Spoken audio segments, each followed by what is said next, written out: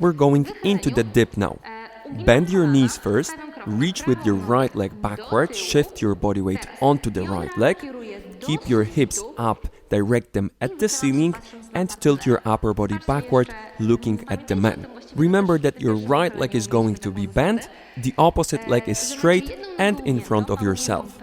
Hips up, that's very important. Avoid a feeling of sitting down, avoid leaning on the man too much, try to stay within your own balance as much as you can. And now the man's part. First of all, make sure to end up standing on the left leg before going into the dip. Then bend the left knee, keep your back straight, reach with the right leg to the side, transfer the body weight onto your right leg, keep the right knee bent as well, and only then tilt your upper body to the right.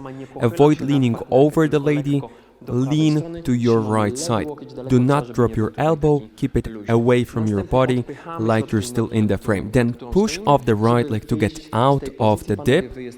You will end up standing on the left leg and creating the frame one more time. 5, 6, 7, 8.